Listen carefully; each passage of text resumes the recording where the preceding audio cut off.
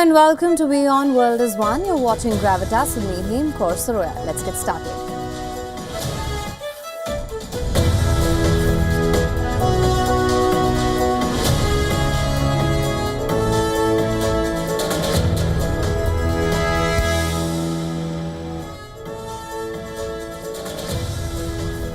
All right, our cover story on the show tonight, a rare confession that has once again brought to surface the many holes in Pakistan's repeated denials.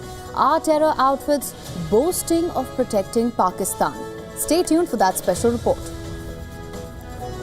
Also on the show tonight, Qatar and the United States seem to be very close to finalizing a major defense cooperation agreement. The timing is interesting to say the least. Stay tuned to know why. And it's a battle for air dominance, and the main contenders at the heart of this race are two formidable aircrafts, India's Rafale F-4 and China's newly unveiled J-35A stealth fighter. We'll tell you all about it.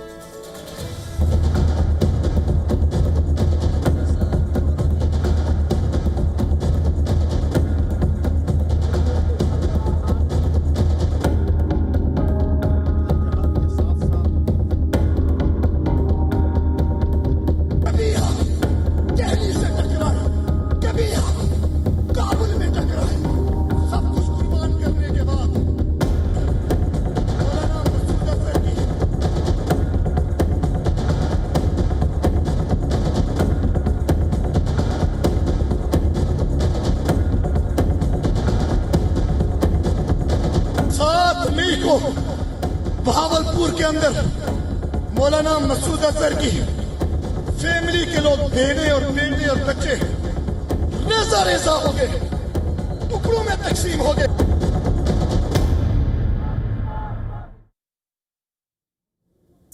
So our top story tonight is about a bombshell confession of a terrorist. Pakistan's terror facade lies shattered and exposed. A Jaish-e-Mohammed commander admits openly that Masood Azhar's entire family was annihilated by Indian forces in Operation Sindoor and exposes the rotting nexus of generals and jihadis. It is an admission that would shame any democracy, but this is Pakistan.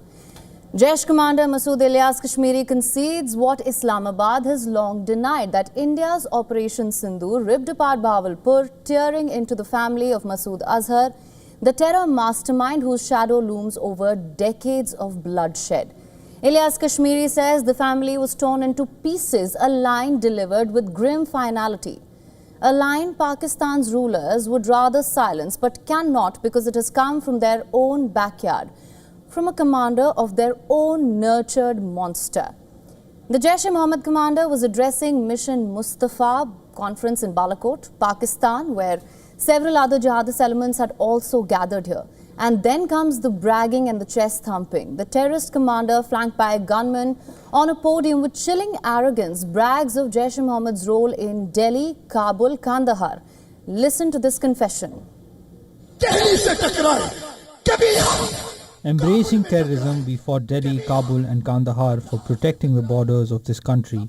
After sacrificing everything, on May 7th, Maulana Masood Azhar's family was torn apart by Indian forces in Bahawalpur.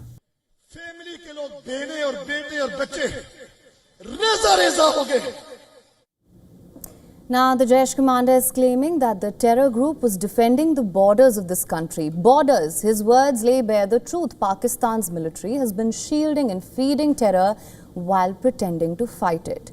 This is not just a slip of tongue, it is a dagger aimed at Rawalpindi's generals. By admitting Jaish-e-Mohammed's losses, by trumpeting its global footprint, the commander has exposed what the world has long accused Pakistan of: running terror as statecraft.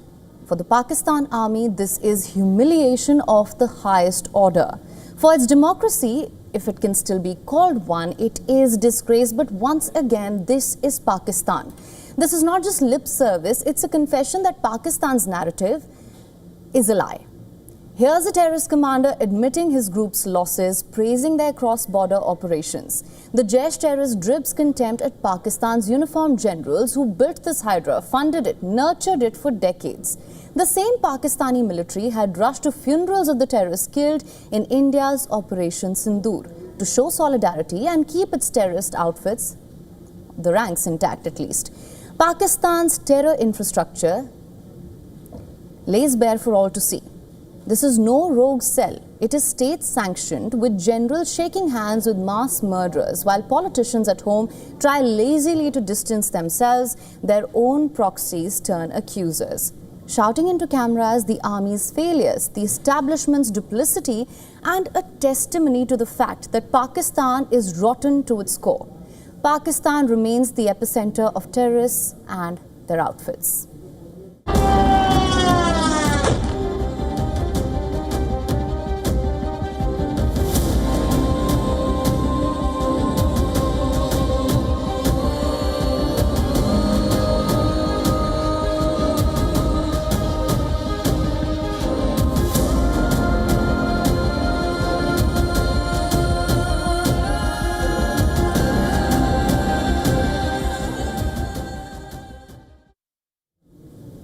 All right, and the Russia-Ukraine war is showing no signs of slowing down. Just today, in the city of Kharkiv, a Russian drone strike hit the National Pharmaceutical University, setting the roof ablaze and injuring 4 people.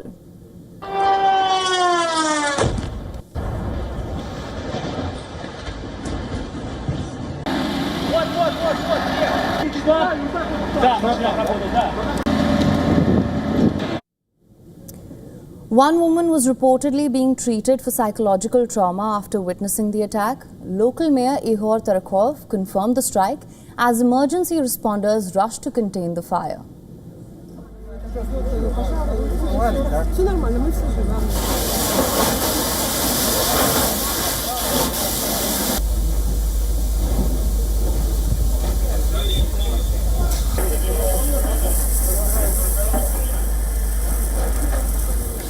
Elsewhere, overnight strikes left at least 2 people dead and 9 others injured across the Zaporizhia and Mykolaiv regions. Regional Governor Ivan Fedorov reported that at least 10 strikes were launched on the city overnight. Officials say one attack targeted a farm, killing a tractor driver at work. The Ukrainian authorities have called it a deliberate attack on civilians.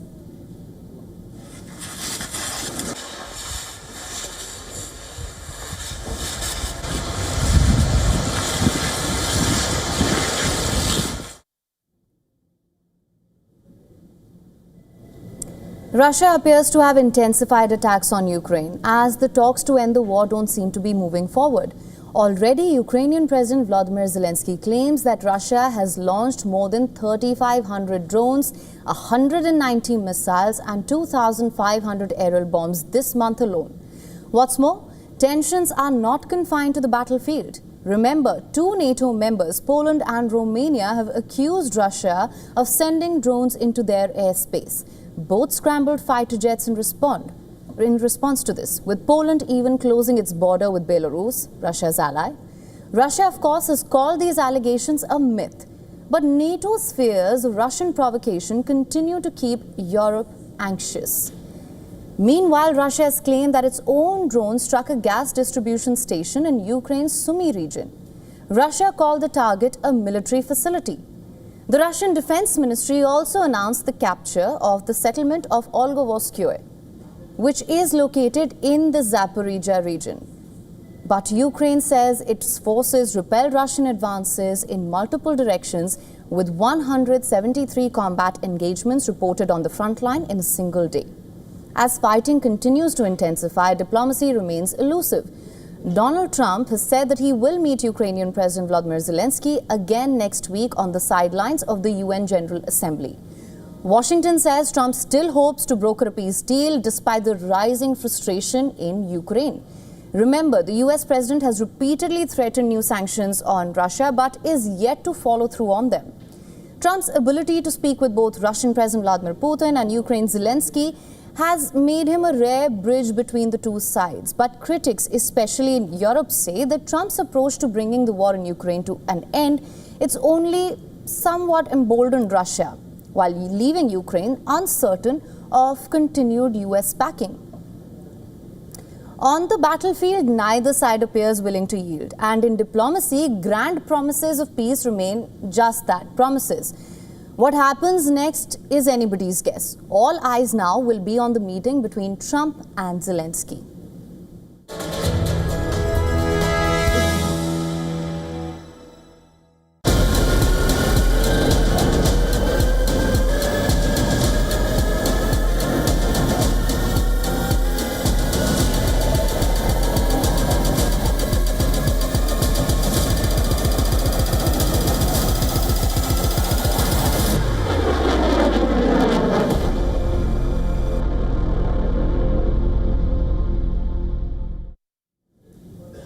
All right, and in the simmering cauldron of the Indo-Pacific, tensions between India and China remain.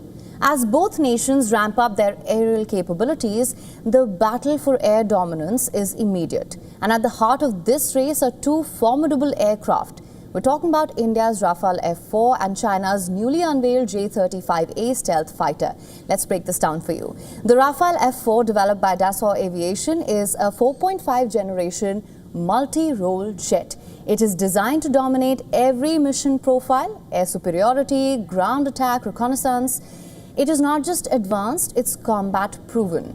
With a combat radius of 1,850 kilometers and speeds over Mach 1.8, the Rafale gives pilots both reach and response when every second counts. Now contrast that with J-35A, that's China's newest fifth-generation stealth jet. The J-35A was unveiled in late 2024 and is now entering limited production. It's designed for first detection with advanced sensors, powered by WS-13E or WS-19 engines.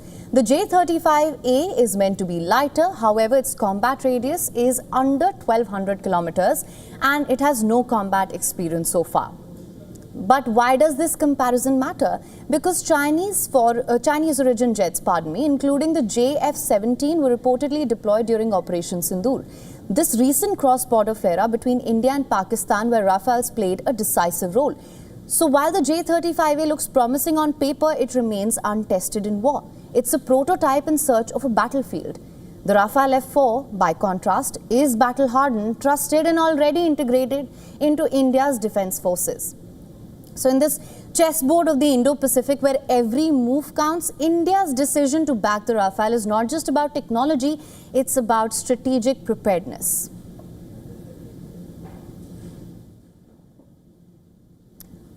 All right, and let's shift our focus. Gaza is burning. Israel has unleashed a massive ground assault, pounding the city from air, land and sea.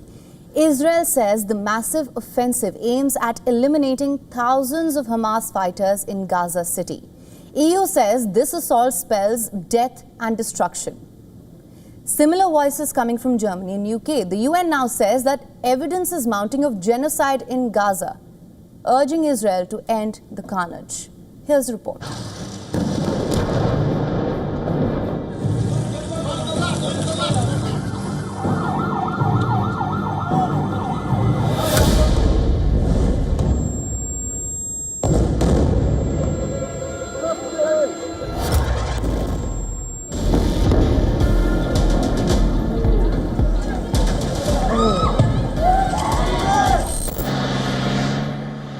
Roar of tanks, the flash of missiles, the thunder of artillery.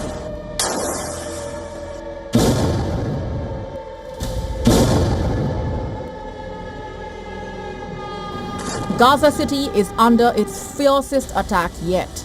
Israeli military calls it the main stage of ground offensive.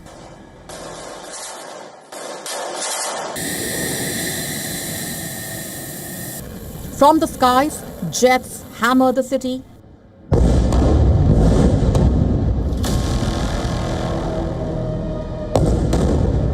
The few remaining high-rises, like this one, are falling like a pack of cards.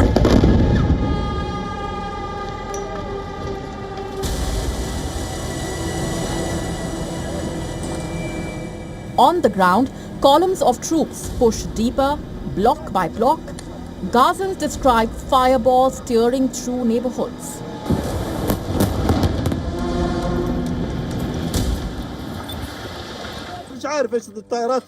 I don't know what kind of planes, weapons, or explosives they are bringing to kill children here in Gaza. Why? Our children are sleeping in God's safety when they strike them, kill them and turn them to remains. Israel estimates 3,000 Hamas fighters remain entrenched inside Gaza City, but the cost is devastating.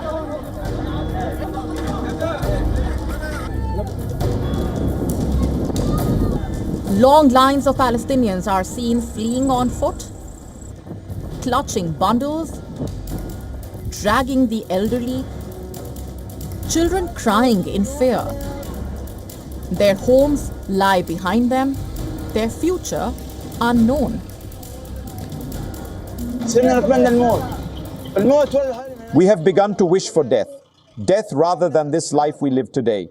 Our young men have had their limbs amputated, our women have become widows, our children have become orphans, our lives have become hell. Today, we live in hell. The United Nations Rights Chief says evidence is mounting of genocide in Gaza. The European Union calls the assault death and destruction. Britain and Germany echo the alarm, but the offensive pushes on. Hours before the assault began, Washington gave its tacit backing. The Trump administration said Israel has unwavering support. The people of Gaza deserve a better future, but that better future cannot begin until Hamas is eliminated. That's what the president wants to see happen, and that's what you can count on our unwavering support and commitment to see come to fruition. But even inside Israel, unease grows. Families of hostages march demanding Netanyahu must secure a ceasefire deal to bring their loved ones home. Their voices tremble with urgency. You can't drag your feet any longer. If you don't stop the war now and bring back all the hostages, you will be responsible for the death and the disappearance of all the remaining hostages, dead and alive. Bring them back today. Gaza is a city in flames. Streets are shattered, hospitals are overflowing, the cries pierce the air, and still the bombardment goes on.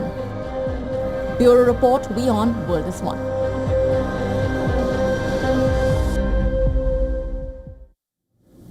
And so the offensive grinds on. Israel pushing deeper into Gaza City, insisting the campaign will bring security, some sense of finality, insisting the hostages can be brought home, insisting Hamas can be erased. But will those promises stand the test of reality?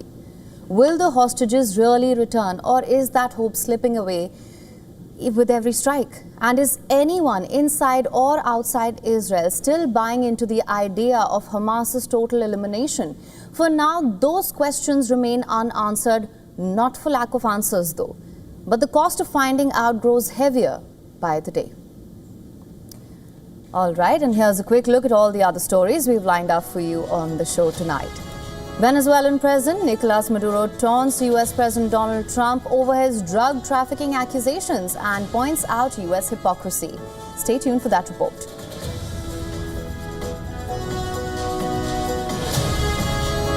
Also, disturbing demographic crisis unfolds in India's capital. Delhi's female population continues to shrink.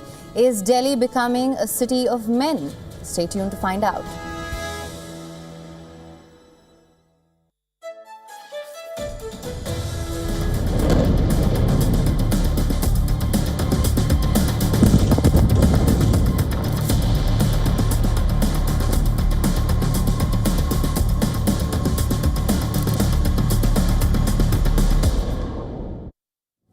All right, and there's an interesting development, a result of Marco Rubio's recent visit to Qatar. Qatar and the United States seem to be close to finalizing a major defense cooperation agreement. Marco Rubio announced it himself. The timing could hardly be more telling. You may recall what happened on this day last week. A targeted Israeli strike in Doha aimed to wipe out Hamas leadership on Qatari soil. Naturally, it rattled one of Washington's most valuable partners in the Gulf. So why does it matter? First, let me be clear. The deal is close to being finalized. It hasn't been finalized yet. Now back to the question. Why does it matter? Because Qatar is not just another Gulf state, it is home to the largest US air base outside of the United States. We're talking of a player trusted enough to shuttle between Hamas and Israel since the Gaza war began in 2023. Alienating Doha at such a moment would mean undermining both American leverage and the fragile hope of a ceasefire. Speaking en route Doha, Rubio said there's a very short window of time in which a deal could happen. He warned if any country in the world can help mediate it, Qatar is the one. They're the ones that can do it. Now he's right about one thing, there was a very short window of time indeed. After all, the US was thrust into damage control in the aftermath of the Israeli strikes. Rubio's remarks were not just flattery, they were an acknowledgement that Washington has no alternative. He's revealed the US and Qatar are now on the verge of finalizing an enhanced defense cooperation agreement, a deal that suddenly looks less like a policy choice and more like a political necessity. So while Doha denounces but does not disengage, the US swoops in. Qatar reacted furiously to the Israeli strike, branding it cowardly, treacherous, and yet in the same breath, Doha vowed to keep mediating between sworn enemies. In other words, Qatar scolded but did not sulk, at least not enough to pull out of this delicate equation. The message was clear. It will not let Israel's strike derail its diplomatic role. As one would imagine, for Washington, this was a relief. During his May visit, Donald Trump had pledged to defend Qatar in case of an attack. After the latest strike, Trump was left in an awkward position of publicly rebuking Israeli Prime Minister Benjamin Netanyahu, his closest ally in the region, saying he was too late to stop him. Netanyahu, unbothered, doubled down. Israel would target Hamas leaders wherever they are, he said. Trump quickly moved to damage control, calling Israel's move unilateral and unhelpful. He hastily arranged a meeting with Qatar's Prime Minister in New York. His words were carefully chosen, almost conciliatory. We are committed to our partnership with Qatar and to ensuring its security, he said. But the irony was impossible to miss. Here was the United States, Israel's staunchest backer, now trying to soothe the very Gulf ally his partner had just antagonized. Who was reassuring whom? Was Trump defending Qatar, or was he defending America's own desperate need for Qatar's mediation? Now the US finds itself juggling contradictions as always, as it has been for quite some time now, backing Israel while calming Qatar, pushing for ceasefire talks while finalizing a defense pact, and projecting control while scrambling to contain fallout. What is clear, however, is that Washington cannot afford to let Doha slip away. In this volatile moment, Qatar is not just a partner, it is the hinge on which the entire region's diplomacy turns.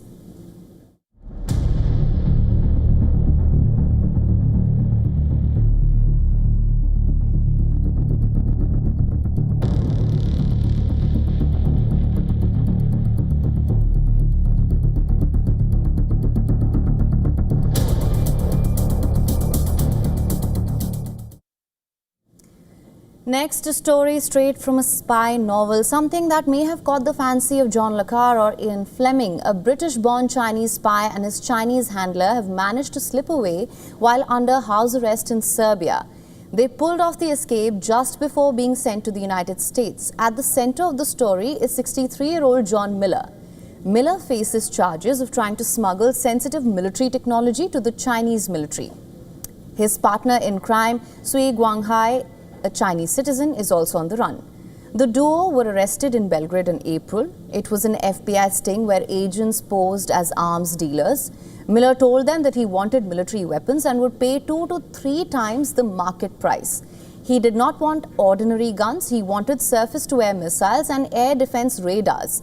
The plan was to send the equipment to China, where it would be taken apart and then copied. But the plot wasn't just about military tech. Miller also orchestrated a violent plan to silence Chinese-American artist Weibo. Bo had created half-naked sculptures of President Xi. In a chilling phone call, Miller delivered a message for Bo. Make him an offer he can't refuse. Then comes the threat. We're going to put him in a wheelchair. But Miller did not know that the FBI was listening. The arrest of Miller and his alleged handler was a big catch. US wanted them on their soil soon. Extradition process was underway, but just a month after their arrest, a Serbian court released them from prison and placed them under house arrest, complete with electronic monitoring. The interesting part, the decision comes just 2 weeks after Chinese President Xi Jinping visited Serbia. Miller referred to President Xi as the boss in intercepted phone calls. The timing, to use an understatement, was suspect. And then in mid-August came the slip. The electronic monitoring system triggered an alarm. Police ran to their addresses, but it was too late. Miller and Sui were gone. So now John Miller, born in England, accused of spying for China, wanted by the United States and arrested in Serbia. No one knows where he is.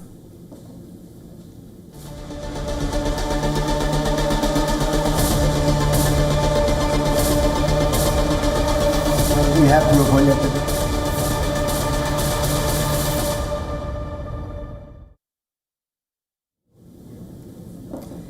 Venezuelan President Nicolas Maduro has taunted US President Donald Trump over his drug trafficking accusations, pointed out the hypocrisy of the United States, where marijuana production and consumption is legal in many states on medical grounds. Maduro dismissed Washington's claims as lacking any moral authority and insisted that Venezuela will never legalize drugs. He further called Trump's accusations a politically motivated attack. If you want to find marijuana, look in the US, where they produce super synthetic marijuana and it's legal, both production and consumption. What can they say about Venezuela? They have no moral ground. In Venezuela, it remains illegal and will stay illegal. We will never fall for the stupid trend of legalizing any drug. Aquí no vamos a caer en la moda estúpida de legalizar ninguna droga. Now, despite his mocking tone, Maduro is treating the latest escalation with the US as a serious act of aggression. He described recent US military strikes on Venezuelan vessels not diplomatic tensions, but as a multifaceted aggression. He called them judicial, political, diplomatic and military actions aimed at destabilizing his government and forcing him from power. No es una tensión. This is not tension. It is outright aggression, judicial aggression when they criminalize us, political aggression with their daily threatening statements, diplomatic aggression, and ongoing military aggression. Venezuela is empowered by international law to comprehensively confront this aggression. It is not tension, it is aggression. De carácter militar. Y Venezuela, hoy puedo anunciar. Today I can announce that communications with the US government are severed. They are severed by them, with their threats of bombs, death, and blackmail. We do not operate under threats. With intimidation, there will never be anything, and they know it. So, they have moved from a stage of strained communication to none at all, and history will continue. Habrá nada. Y lo saben. Shortly after Maduro's statement, Trump announced a second US military strike on an alleged Venezuelan drug trafficking vessel, saying 3 people were killed in the operation.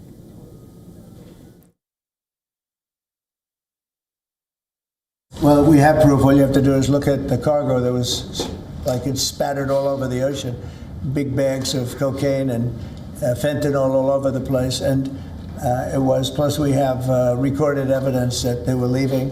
We've recorded them. We're very careful because we know you people would be after us. We're very careful. The military has been amazing. And tensions continue to escalate as the Trump administration bolsters its military presence in the southern Caribbean. Washington has deployed warships and F-35 jets to target alleged drug trafficking routes from Venezuela. It has also deployed 8 warships and 1 submarine to the eastern Caribbean, as you can see on your screen right now. Recent US strikes on vessels accused of carrying narcotics have killed a total of 14 people, including supposed members of the Venezuelan gang Tren de Aragua. These allegations have been strongly denied by Caracas. Meanwhile, the US has doubled its bounty on Maduro's capture to $50 million to increase pressure on the Venezuelan leader.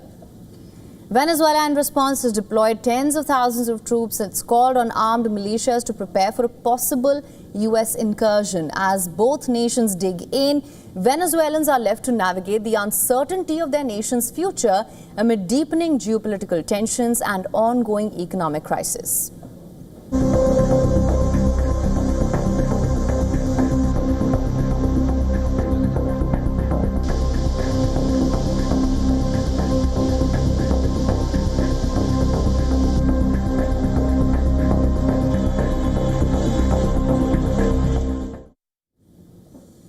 All right. Uttarakhand is facing the wrath of the rain gods. In a devastating turn of events, overnight heavy rain triggered a massive cloudburst on the outskirts of Dehradun, causing flash floods that have wreaked havoc across the region.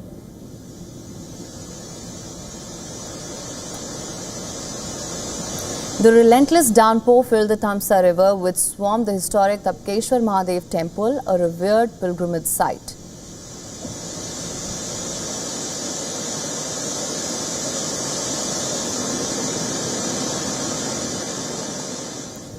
Cars, roads and shops were washed away as the flood water surged, leaving a trail of destruction in its wake.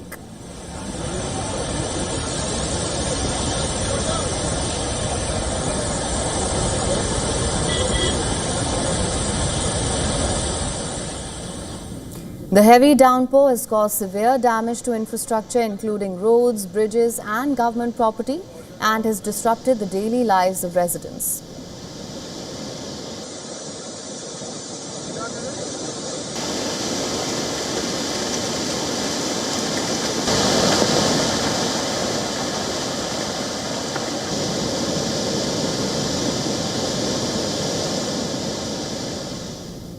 Rescue operations are underway with personnel from the National Disaster Response Force, the NDRF and SDRF, along with local police teams on ground.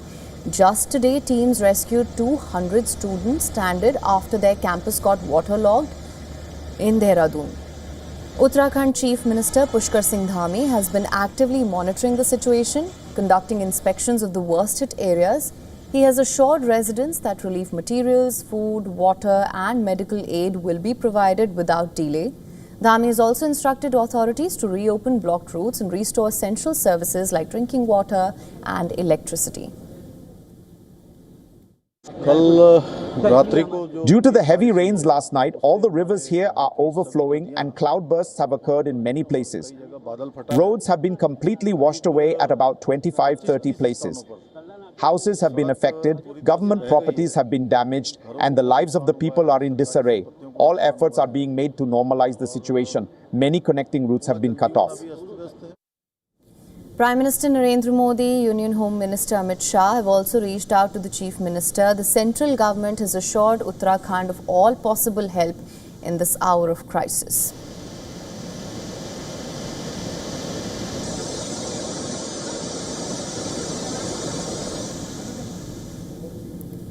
Heavy spells of rain, cloudbursts and landslides have ravaged various parts of Uttarakhand this monsoon. A cloudburst led to flash floods in Uttarakhand's Uttarkashi, submerging parts of Dharali and Harsil and killing at least 5 people. Another cloudburst in June left 2 workers dead and 7 missing. The Char Dham Yatra was suspended for a day as well due to the cloudburst.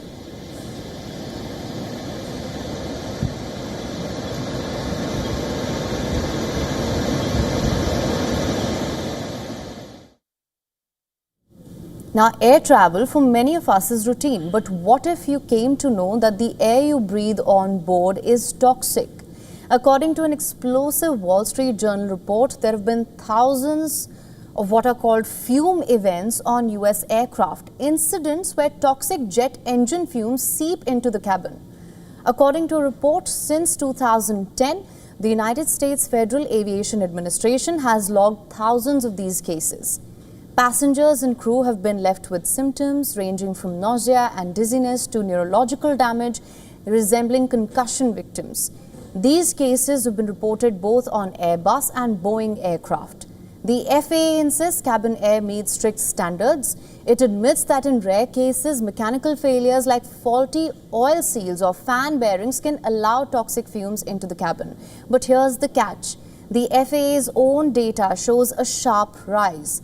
The Wall Street Journal report found that these incidents were 9 times more frequent in 2024 than a decade ago. Passengers and crew often recognize it by smell. It could smell like the stench of dirty socks, burning rubber, gym locker. In fact, between 2023 and 2025 alone, at least 7 anonymous safety reports describe this dirty odor. Some flights even had to turn back or deplane before takeoff. Now you must be wondering, why is this happening? It all comes down to the way most aircraft are built. Planes use a bleed air system that draws air from the outside, runs it through the engine, heats and pressurizes it, and then circulates it inside the cabin. If a seal leaks, that air is contaminated, and that's what passengers end up breathing as well. Both Airbus and Boeing rely on this system for most of their aircraft except the Boeing 737, and the numbers are alarming. For budget carriers like JetBlue and Spirit, where Airbus planes dominate, fume events surged by 660% between 2016 and 2024. So if the FAA knows this, the report suggests as much, what has it done about it? For years, it seems, airlines and manufacturers have downplayed the risk. The FAA itself has been accused of being slow. The US Congress passed the FAA Reauthorization Act in 2018 asking for answers. But by 2020, the agency only delivered a 17-page interim report, estimating that a full study could take 4.5 years and up to $1.4 million. Now, manufacturers meanwhile pushed back, saying that the sensors weren't worth the cost unless the benefits were actually proven. So even though the lawmakers in the US have tried to act, attempts have faced a pushback from the aviation industry. It was watered down and the sensor requirement was scrapped in the US Congress. But now there seems to be a fresh attempt to make the air on board safe. A bill has reportedly been introduced, and if passed, it would force airlines to retrofit filters into the current bleed air systems within the next 7 years and phase them out completely in future aircraft designs as well. And El Salvador marked its 204th Independence Day with pomp and parades in their capital, San Salvador. But festivities were overshadowed by anger on the streets. Around 1,500 protesters marched against Bukele. The Day of Independence, they say, highlighted how freedoms remain under threat. Take a look.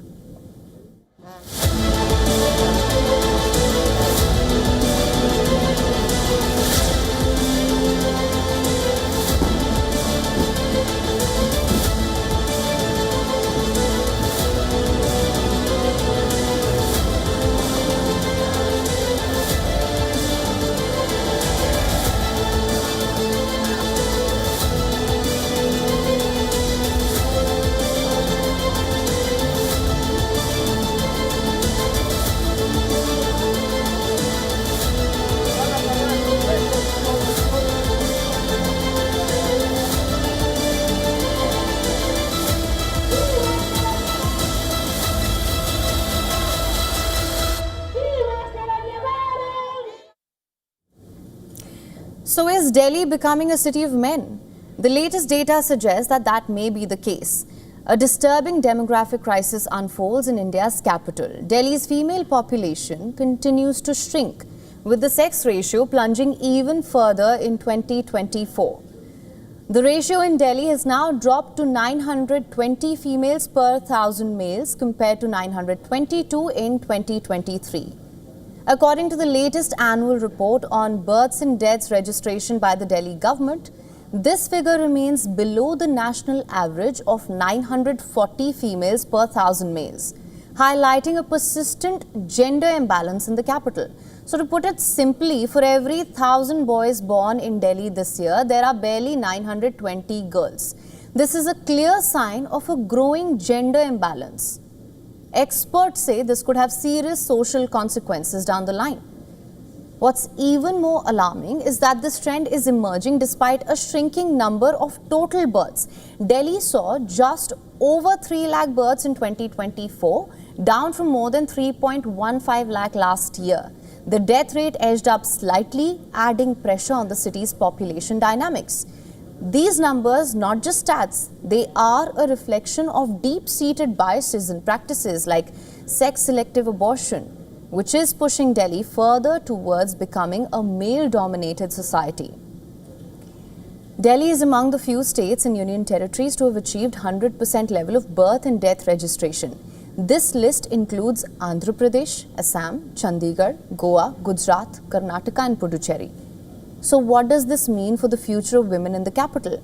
And how will it shape Delhi's social fabric in the years to come? This comes as the new report by the United Nations warns the world is retreating from gender equality and the cost will be counted in lives, rights and opportunities. Profound gaps persist.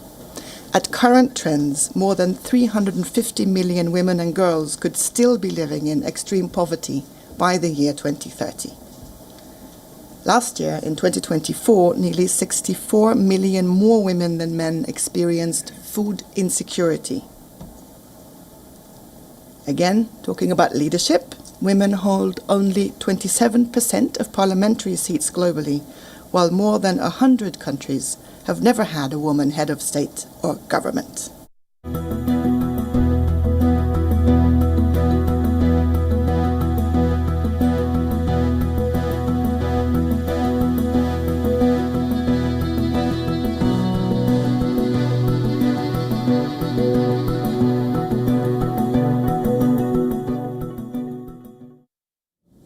And gold hit another fresh record as investors bet on a Federal Reserve rate cut on Wednesday. From a global perspective, the record-breaking run in the yellow metal is heading for an inflection point, with the first Fed rate cut since Donald Trump became president likely to seize the spotlight. But what the Fed says on the policy path will matter for the yellow metal to surge to new highs, including what were once wild bets. The surge in gold records comes ahead of festive demand in India, which raises an important question. Can the precious metal rally to $5,000 by Diwali? Take a look at our next report for more on this. Gold on Tuesday surpassed the all-time high of around $3,685 an ounce hit in the previous session. The global reason is the scope for more monetary easing from the Fed in the coming months, has investors betting for gold to extend its record-breaking rally. Persistent trade and geopolitical uncertainties, along with significant buying from central banks, have added to the momentum. The yellow metal has surged more than 40% this year, outpacing major assets such as the S&P 500 index. To put that into context, Wall Street stocks have rallied over $14 trillion since the April lows, and gold has easily outpaced those gains. Recently, bullion surpassed its inflation-adjusted peak reached in 1980. Goldman Sachs Group has forecast bullion could approach $5,000 an ounce if just 1% of privately held treasuries shift to the precious metal. The real question is, could that happen by Diwali, which is a little over a month away?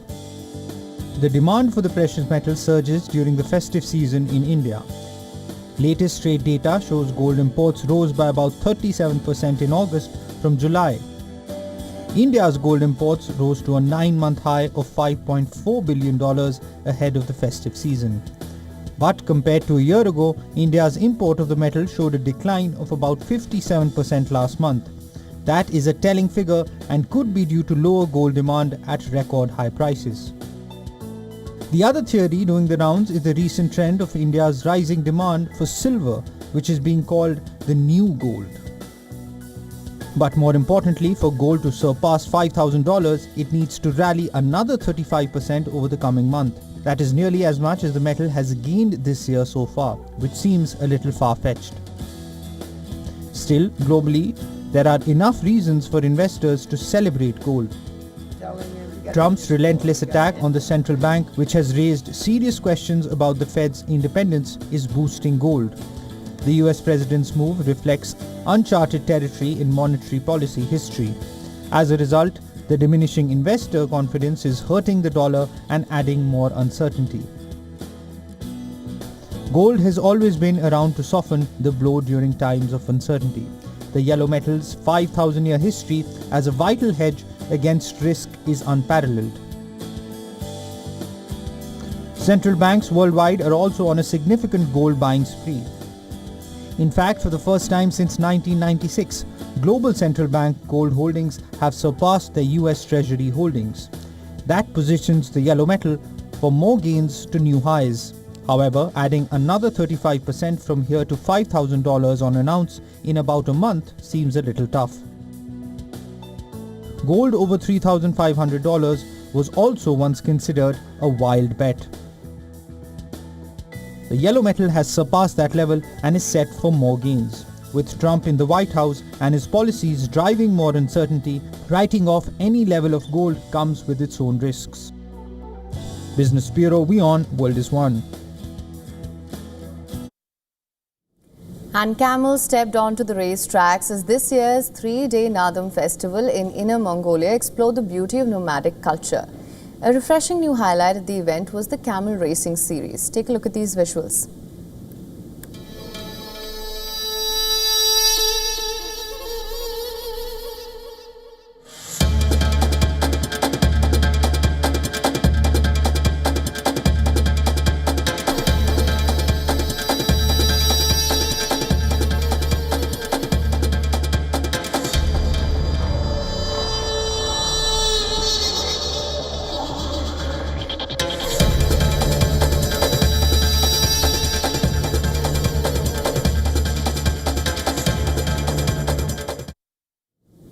And Abu Dhabi has launched a pilot program for autonomous delivery vehicles. The trials were launched by the Emirates Integrated Transport Centre.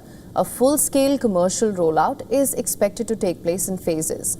The trials for the driverless delivery vehicles will be held in Masdar City, a sustainable tech hub. Abu Dhabi's Smart and Autonomous Systems Council kicked things off by issuing the first self-driving delivery vehicle license plate. The vehicles have been developed by AutoGo, which is a subsidiary of an Abu Dhabi-based technology company called K2. The autonomous vehicles are powered by advanced smart mobility and AI and are expected to deliver orders efficiently without human intervention. The rollout of the self-driving delivery vehicles are part of the Emirates' broader vision to make 25% of all trips smart and sustainable by 2040.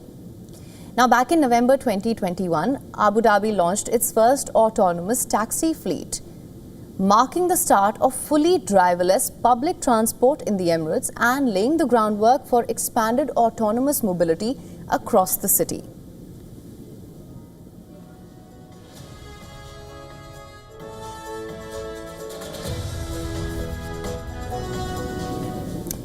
And the UK is all set to roll out the royal carpet for US President Donald Trump and First Lady Melania Trump for their state visit to the country.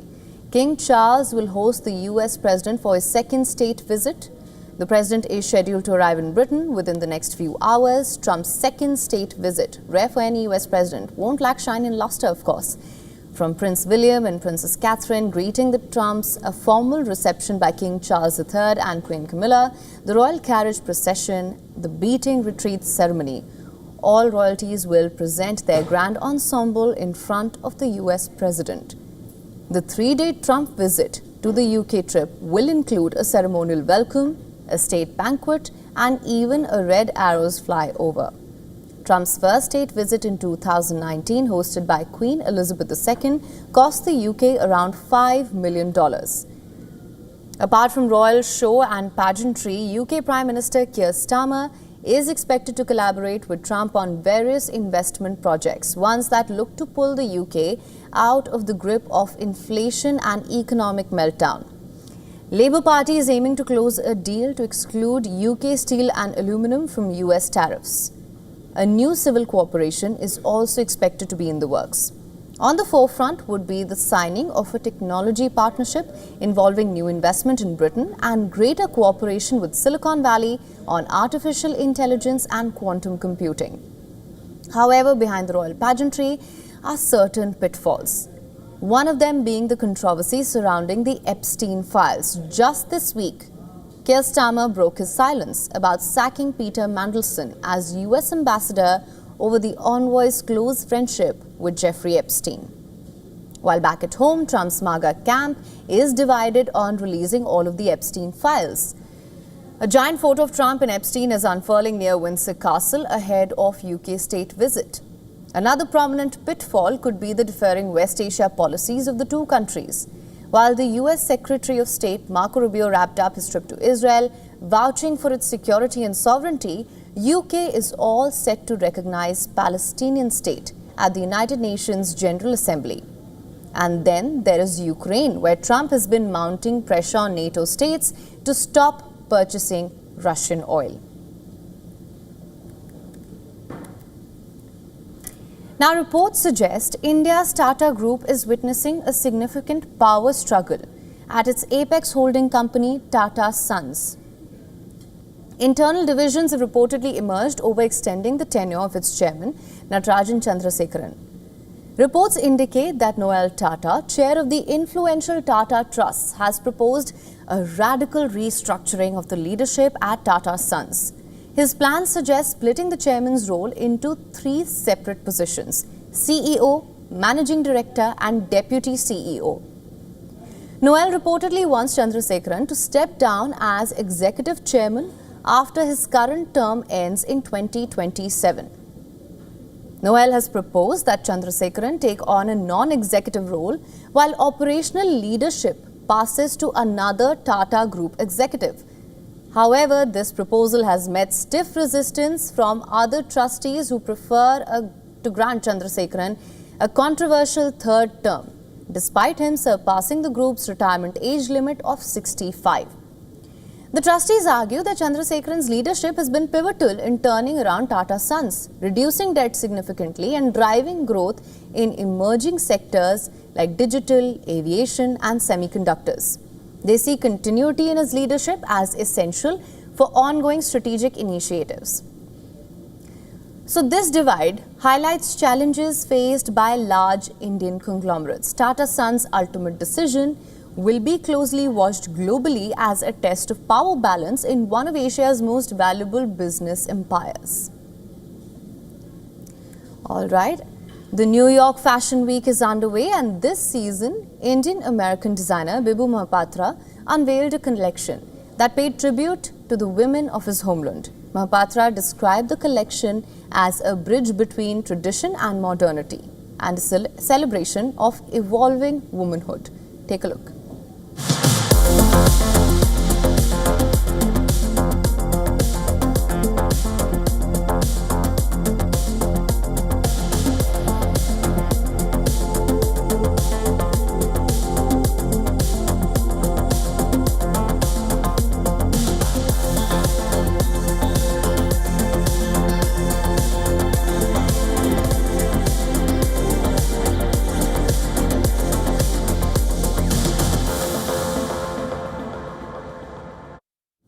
And Hollywood's golden boy Robert Redford, the Oscar-winning director and actor, has passed away at the age of 89.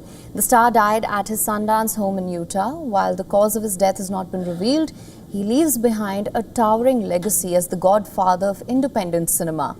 Rising to stardom in the 1960s, Redford became one of Hollywood's biggest names through the 70s with classics like The Candidate, All the President's Men and The Way We Were. He capped that decade by winning an Oscar for Best Director for the movie Ordinary People, which also took home Best Picture.